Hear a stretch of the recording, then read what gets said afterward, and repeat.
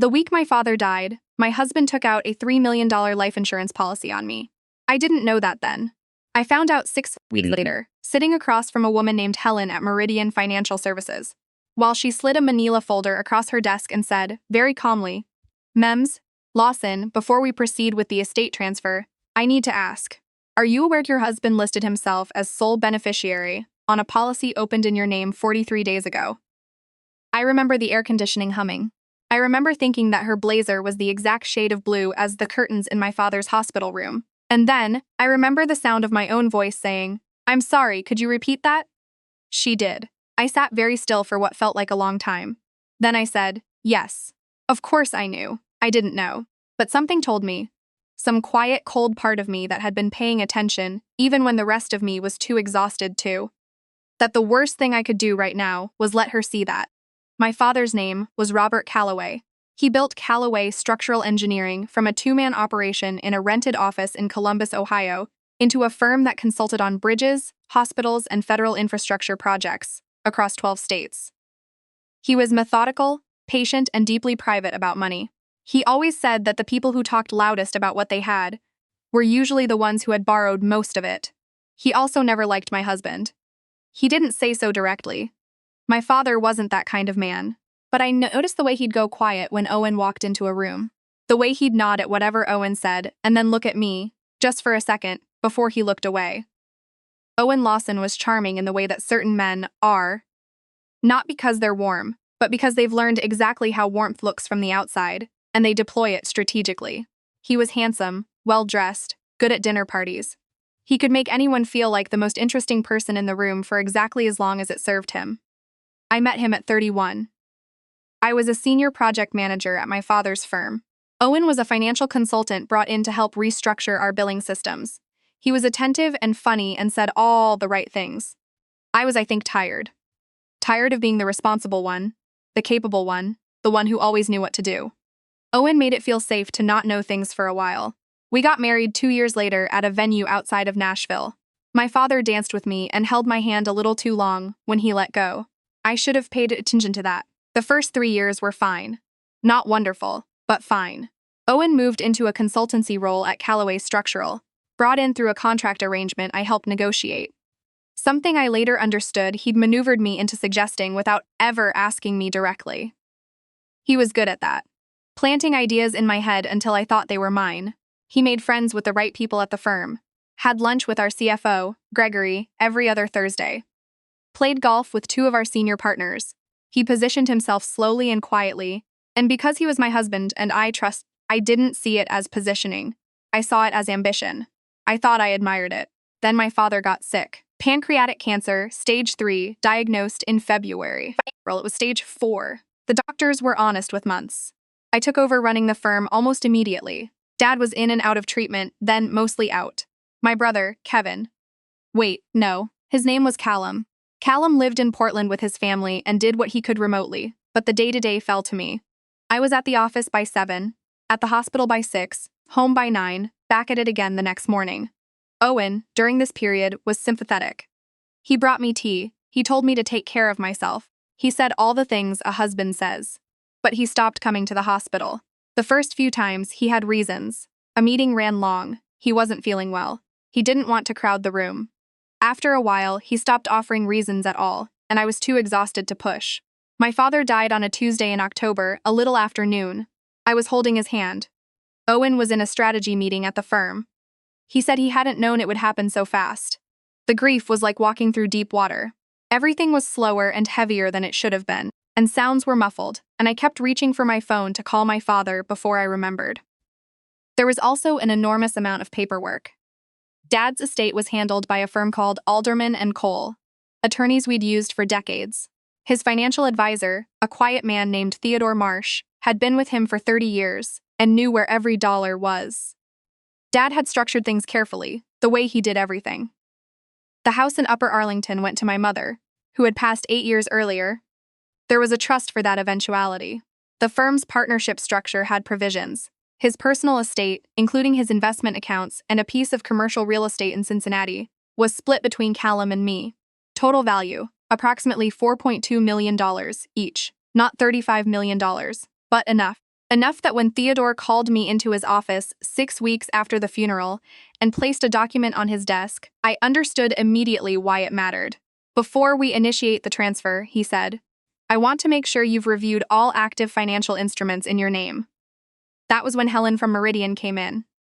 She was Theodore's colleague, brought in specifically because of what they'd found.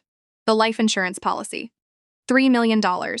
Opened in my name, using my social security number, with Owen listed as sole beneficiary, signed allegedly, by me, 43 days after my father was diagnosed. I had not signed it. Yes. Of course I knew, I said. Helen looked at me for a moment. She had careful eyes. Then you'll understand, she said slowly, that there are some irregularities in the application documentation that we need to work through before anything moves forward. Of course, I said. I drove home on autopilot. I made it all the way to the kitchen before my legs stopped working, and I had to sit down on the floor with my back against the cabinets. $3 million. On my life. Opened while my father was dying. I sat there for a long time. Then I picked up my phone and called the one person I'd always called when I didn't know what to do. Except my father didn't answer anymore. So instead, I called my college roommate, a woman named Priya Okafor, who was now a family law attorney in Chicago. I told her what I'd just heard. I told her about the signature that wasn't mine. I told her about the timing. Priya was quiet for a moment. Then she said, Annalise, listen to me very carefully. You are going to go home. You are not going to say anything to Owen. You are not going to change your behavior in any way. And tomorrow morning, you're going to call the number I'm about to text you. Who is it? A forensic accountant. The best one I know. She paused. And honey, I need you to start being very careful about what you eat and drink. I thought I hadn't heard her correctly. Priya, I'm not trying to scare you, she said. I just need you to hear me. I heard her. The forensic accountant's name was James Whitfield. He was 63, retired FBI Financial Crimes Unit, and he had the kind of stillness about him that made you feel simultaneously safe and like you should absolutely never try to lie to him. I met him at his office in a building downtown, told him everything, and he asked me to bring him 6 months of statements from every account I had access to. Including your husband's? I said. Especially your husband's, he said. Over the next 3 weeks, James worked quietly, and I went home every night and cooked dinner and asked Owen about his day and watched television next to him on the couch. Owen had no idea anything had changed. I was good at performing fine. I had been doing it for months, holding the firm together, holding myself together, smiling at people whose condolences made me want to scream. I watched him differently now, though. The way he checked his phone and tilted the screen away. The way he said he was working late on Tuesdays and Thursdays but never smelled like the office when he got home. The way he'd started talking about my inheritance. Very casually, very offhandedly. Over dinner. Have you heard back from Theodore? What's the timeline on the transfer? Will it come in one lump sum or be staged? I said I didn't know yet. I said Theodore was still working through things. I was learning to give answers that were true, but not informative. And I was learning how much I'd never had to do that before, with anyone. I'd always assumed I could trust the people close to me. That assumption, I now understood, had been one of the most expensive I'd ever made. James called me on a Wednesday afternoon in December. I need you to come in, he said. I sat across from him and he walked me through it. Spreadsheets, transaction records, email documentation his contacts had helped surface through proper legal channels. He was methodical about it, the way my father had been methodical about structural load calculations. Making sure each piece was solid before he set the next one on top. Owen had been moving money. Not my money, not yet. I hadn't received the inheritance yet, which I now understood was the only reason I was sitting in that chair instead of something worse. He'd been moving money from the firm's operating accounts, small transfers, diversified across several vendor payments, disguised as legitimate expenditures. Gregory, our CFO, had signed off on most of them. James had found a pattern going back 11 months. He was building a fund, James said. Somewhere between $380,000 and $420,000 total, spread thin enough to avoid triggering automatic review thresholds. I looked at the numbers for a long time. And the insurance policy? I said. James set a separate folder on the desk. The signature on the application doesn't match your signature on file. I've had a handwriting analyst confirm it. That's forgery. What about Gregory? Gregory received a wire transfer to a personal account in the Caymans 6 weeks before the first firm transfer was initiated. He paused.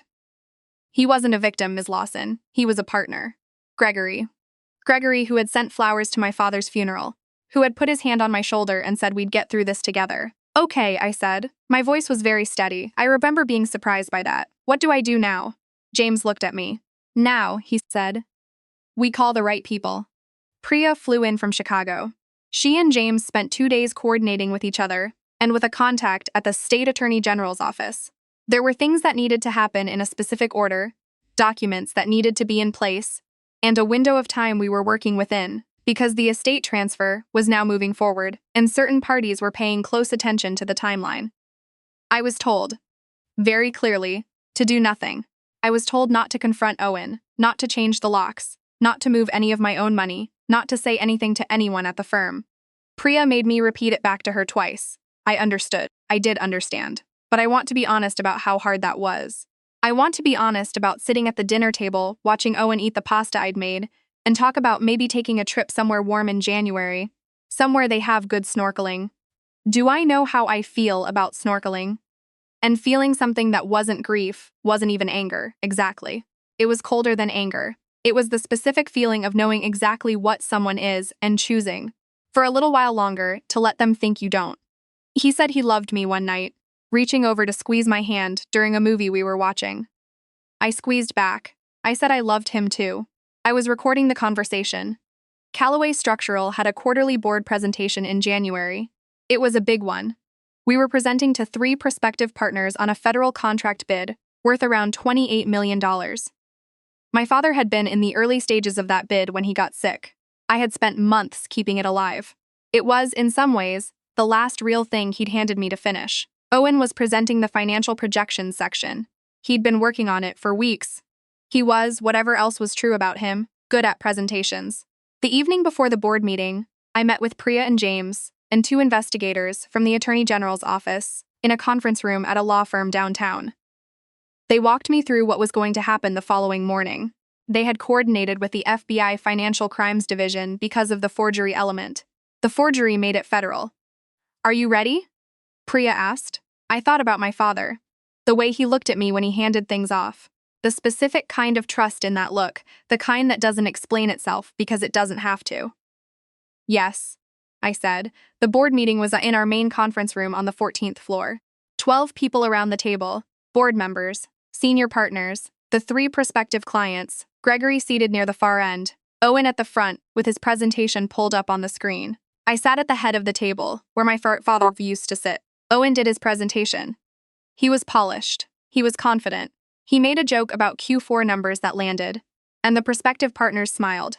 And I watched Gregory nod along at the appropriate moments and thought about how well they'd practiced this, the 2 of them, how long they'd been rehearsing. When Owen finished and asked if there were questions, I spoke. I have one, I said. He looked at me. He smiled his easy smile. Of course. Can you walk us through the Hartley Group payments? The ones processed through our vendor accounts between January and October of last year? A beat. Something moved behind his eyes. That's a fairly detailed line item for this meeting, he said. I can pull the documentation afterward. I have it here, I said. I slid copies of James's summary report down the table. Priya had prepared them. Clean, clear, organized the way only a Chicago attorney who has never once been caught unprepared in her life would organize something. Owen looked at the paper in front of him. I watched him read it. Then the door to the conference room opened, and 2 men in suits who had not been at this meeting before walked in. And Owen looked up. And for the first time in all the years I'd known him, I saw his face when it had nothing to perform. Gregory resigned that afternoon. His attorney filed the paperwork before 5 o'clock, which Priya said meant they'd been ready for this for a while, which told her everything she needed to know about Gregory's legal situation. He was cooperating. She'd expected that. Owen was escorted out by the investigators. He asked to speak to me privately before they left, and I said no. He looked surprised. He had been counting on me the way he'd always counted on me. The assumption that I would make room, that I would give him the space to explain, that I would be the one to handle the awkwardness so that he didn't have to. I let the investigators handle it instead. Here is what came out over the following months. The life insurance policy had been forged using a digital signature service. Owen had accessed through a legal document account we shared. One I didn't know we shared. because he'd set it up using my email address and a password I'd never seen. He'd been planning it for over a year, possibly longer. The transfers from the firm's accounts had begun as soon as my father's prognosis became terminal, which meant he'd been watching, calculating, waiting for the moment when I would be most distracted and most vulnerable. Gregory had helped him because Owen had promised him a percentage of the insurance payout, plus a piece of whatever Owen intended to take from the inheritance transfer. Gregory had been struggling financially, a detail that didn't excuse anything, but helped explain how Owen had found his leverage. The federal charges included wire fraud, forgery, and conspiracy. Owen's attorney attempted to negotiate a plea arrangement. Last I heard from Priya, it wasn't going well for him. Owen's sister, Margot, called me twice. I didn't answer. His mother, a woman named Constance. Actually, no, I won't use her name. I don't want to. His mother called me and cried and said she'd had no idea, and I believed her. And I told her I was sorry, and I meant that too. There were people who loved Owen who had no idea what he was. That was its own kind of grief. The estate transfer from my father's estate finalized in March. The inheritance came through in 2 stages, as Theodore had structured it. I sat in his office when the transfer confirmation appeared on his screen, and I thought about my father's voice. The very specific dry humor he got when he was proud of something. The way he'd say, "Well, that worked out," in exactly the tone of a man who'd made sure it would. I went home that evening to the house that was now only mine. I stood in the kitchen for a while. Then I ordered Thai food and sat on the couch and let myself cry, really cry, for the first time since October. I cried for my father, mostly. I also cried a little for the version of myself who had sat across from Owen at a venue outside Nashville and thought she was choosing safety. She wasn't stupid. She was just working with what she knew at the time. I try to remember that. I'm still running Callaway Structural. We won the federal contract. It closed in February just before everything became public, which was either good timing or my father looking out for us from wherever he'd gotten to. We brought in a new CFO, a woman named Audrey Sims who had been a senior auditor at a Big Four firm and came with more references than our system could process. She reorganized our financial controls in 8 weeks. I don't know what I would have done without her. I also hired a new security consultant to review all shared digital accounts and access credentials in my name. That's the thing no one tells you about the aftermath of something like this. It's not the large, dramatic betrayals that haunt you. It's learning how many small doors you'd left unlocked because you assumed that people who loved you wouldn't walk through them. I locked the doors. Priya came to visit in April, and we sat on my back porch with a bottle of wine, and she made me laugh for the first time in what felt like years. She asked if I was okay, and I said I was getting there, which was true, and she said that was enough, which was also true. My father used to say that the point of building something solid wasn't to make it indestructible. Nothing is indestructible. The point was to build it well enough that when something went wrong, and something always went wrong, the structure held. I think about that a lot now. I think the structure held.